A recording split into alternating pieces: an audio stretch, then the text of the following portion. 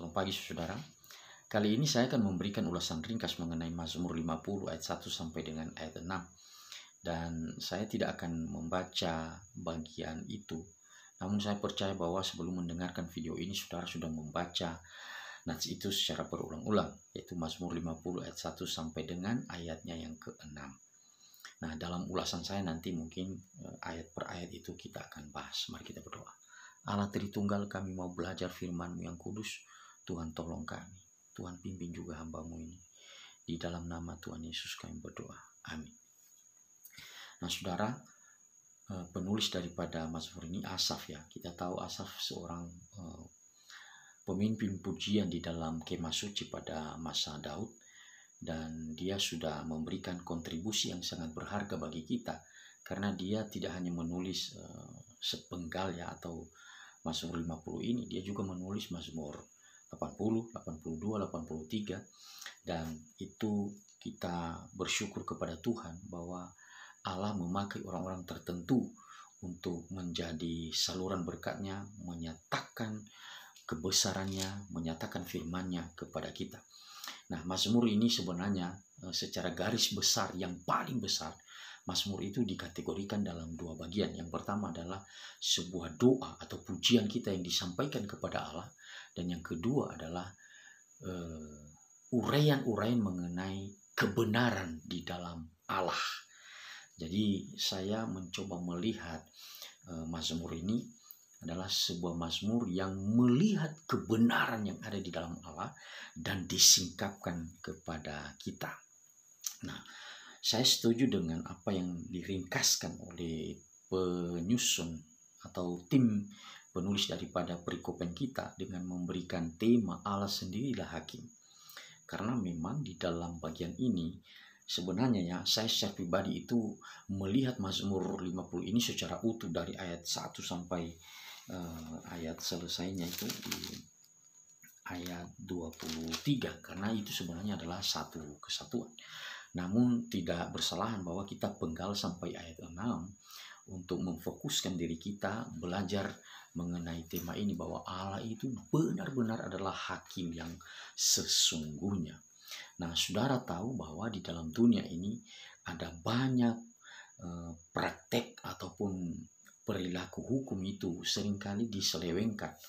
Ada banyak para penegak hukum itu tidak berdiri secara netral, dan ada banyak hukum itu boleh diterapkan dengan secara subjektif. Artinya orang yang punya kuasa, orang yang punya uang seringkali bisa mengatur jalannya hukum di dalam dunia ini.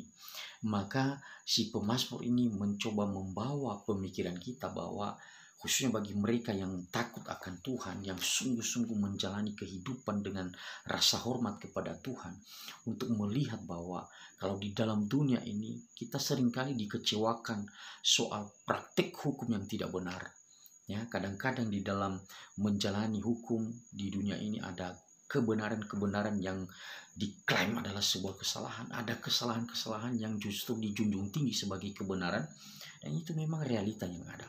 Tapi kebenaran yang sesungguhnya itu, hakim yang sesungguhnya itu, penegak hukum yang sesungguhnya itu, yang tidak ada kesesatannya, yang tidak ada kebodohannya, yang tidak ada penyelewengannya, yang tidak ada kecurangannya, hanya kita dapatkan di dalam Allah Israel yang diklaim oleh si Asaf ini sebagai hakim yang sesungguhnya. Nah, secara khusus dalam bagian ini kita melihat bahwa si penulis mengajak kita untuk mulai atau memikirkan keberadaan Allah sebagai hakim ini di dalam ikatan perjanjian dengan umatnya. Kenapa saya sebutkan seperti itu? Karena memang Asaf memulai dengan menyinggung tentang keberadaan Allah, keberadaan Tuhan yang menginisiasi, Tuhan yang memanggil, ya, di dalam ayatnya yang pertama, yang Maha Kuasa Tuhan Allah berfirman dan memanggil bumi dari terbitnya matahari sampai kepada terbenamnya. Asaf memposisikan Allah ini sebagai inisiator sebagai penggagas, sebagai sumber daripada hikmat, sumber daripada hukum yang benar, sumber daripada kehidupan itu sendiri.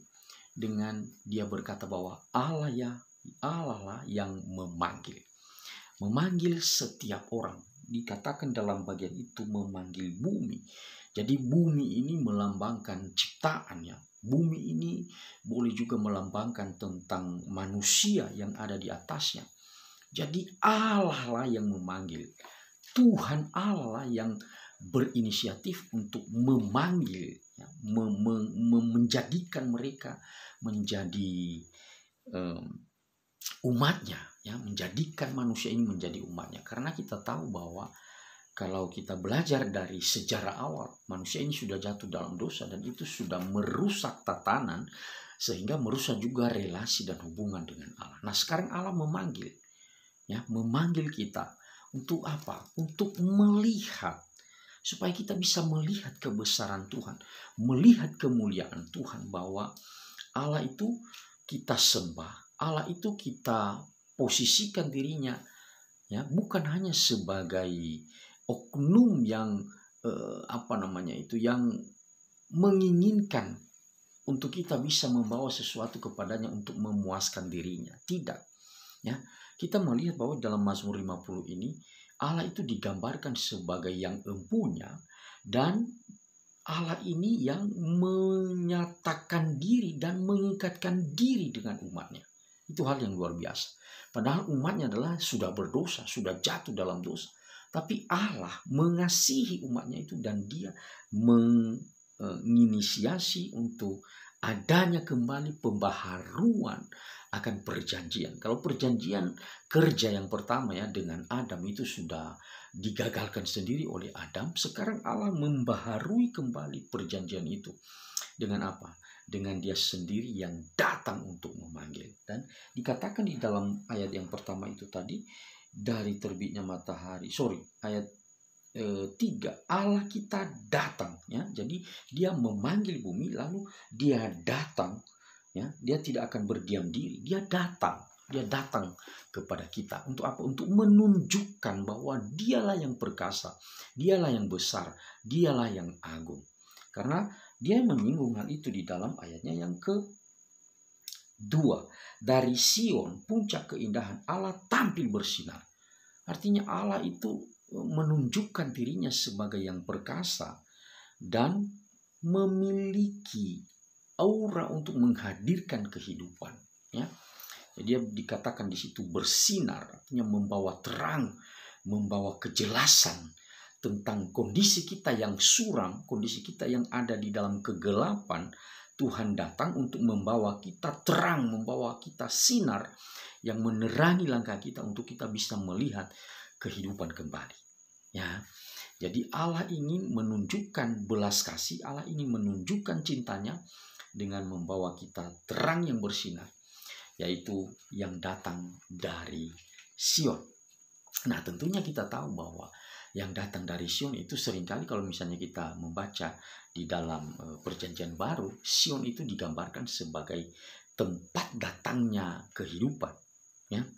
Misalnya itu di dalam 1 Petrus seringkali disinggung tentang itu, bahwa dari Sion ada batu penjuru yang ditafsirkan itu adalah Yesus Kristus, ya, sebagai batu penjuru itu, dan dia datang dari Sion.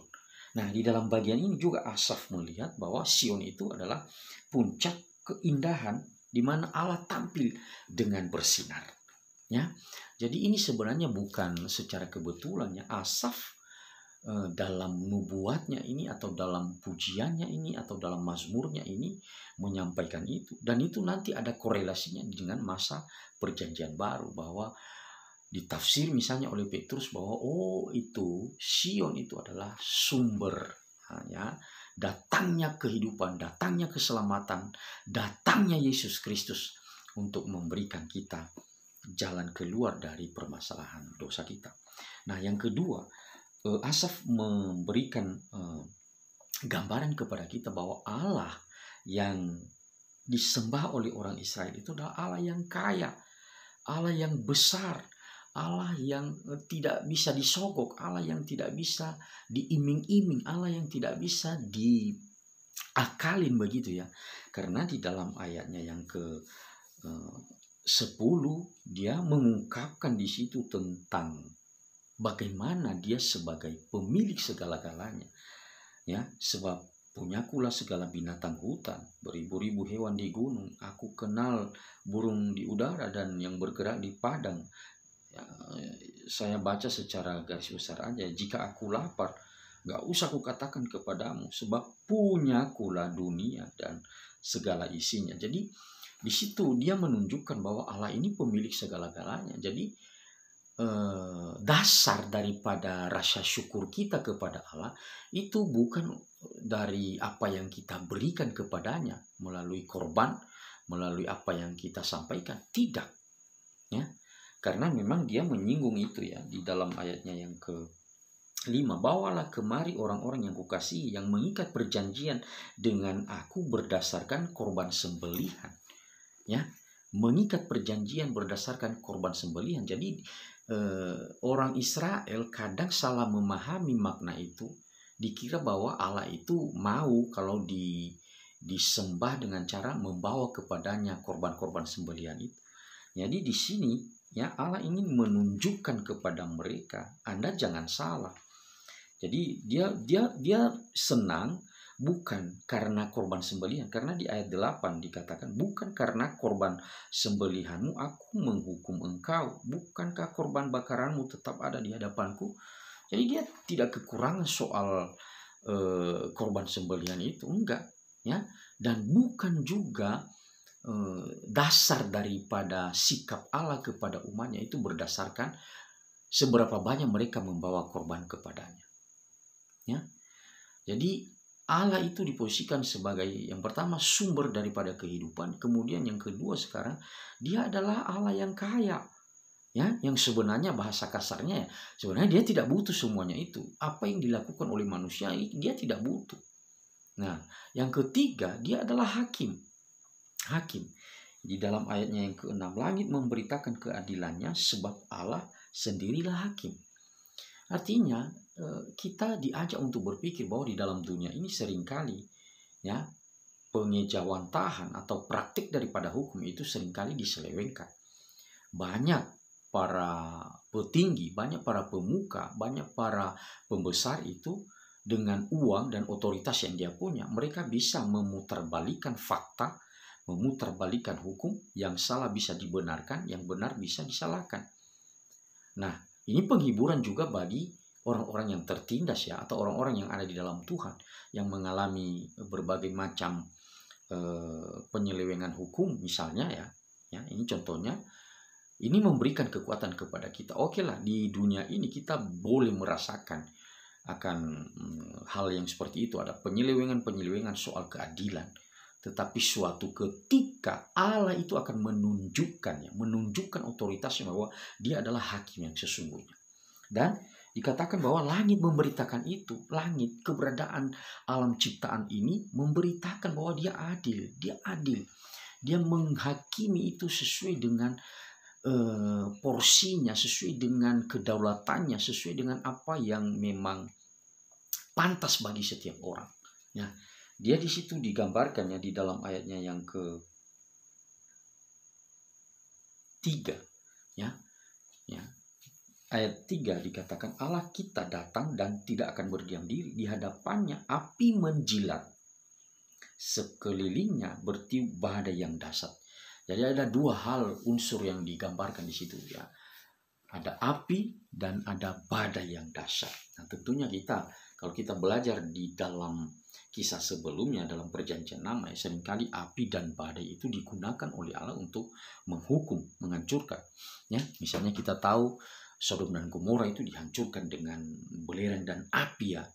Dan itu menunjukkan bahwa dia yang berotoritas, dia yang punya segala-galanya, dan dia yang bisa mengadili isi dunia ini dengan adilnya. Jadi dia digambarkan di dalam keberadaan seperti itu.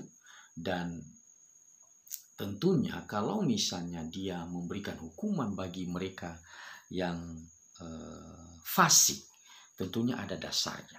Ya. Khususnya dalam bagian ini yaitu tindakan-tindakan orang fasik yang seringkali meremehkan Allah.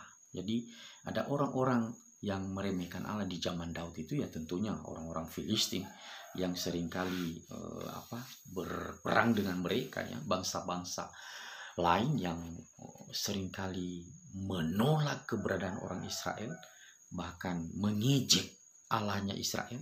Contohnya itu Goliat, ya, bangsa Filistin, dia mengolok-ngolok Allah Israel dan Allah memberikan hukuman kepadanya melalui Daud misalnya, ya, dalam peperangan itu.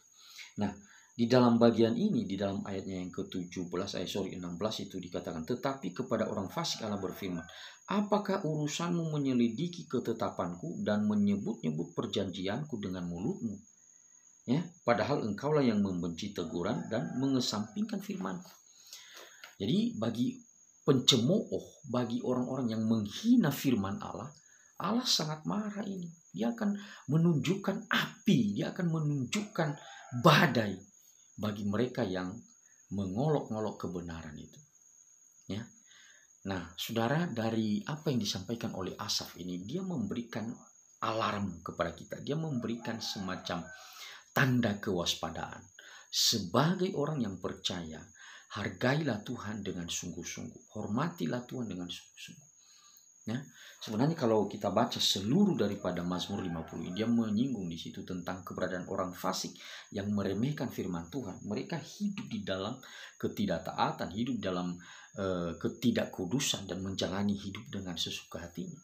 Saya kira bukan hanya kepada orang-orang fasik pada zaman Asaf ini disampaikan, kepada kita yang hidup di zaman ini. Kita tentunya harus merefleksikan hidup juga di hadapan Tuhan. Jangan seperti orang fasik yang akan menghadapi Allah di dalam penghakiman itu. Dan tentunya kita tahu bahwa kalau kita berhadapan dengan penghakiman Allah, tidak ada lagi yang bisa kita jadikan sebagai modal untuk membela diri di hadapan Tuhan. Ya, karena semua terlihat, karena semua tampak, tidak ada yang tersembunyi. Tetapi puji Tuhan bagi anak-anak Allah, bagi umatnya, ada jalan keluar, ada cinta kasih yang tampak sungguh-sungguh melalui Yesus Kristus yang datang ke dalam dunia, yang datang dari Sion untuk menghadirkan kita keselamatan. Maka tidak heran kalau di dalam ayat terakhir daripada Mazmur 50 ini, yaitu di dalam ayatnya 23, dikatakan, siapa yang mempersembahkan syukur kepada sebagai korban, ia memuliakan aku. Siapa yang jujur jalannya, keselamatan yang dari Allah akan kuperlihatkan kepadanya. Dua hal yang disinggungnya di situ. Apa yang kita harus responi dari apa yang disampaikan oleh Asaf tentang Tuhan yang adalah, dia adalah sumber daripada kehidupan itu. Dia adalah yang empunya segala-galanya. Dia yang adalah hakim. Maka dua hal yang disampaikannya adalah bersyukurlah. Orang-orang Kristen harus bersyukur karena panggilannya kita ini menjadi anak-anaknya, menjadikan kita umatnya. Dan yang kedua, berlakulah dengan jujur. Ya, berlakulah dengan jujur.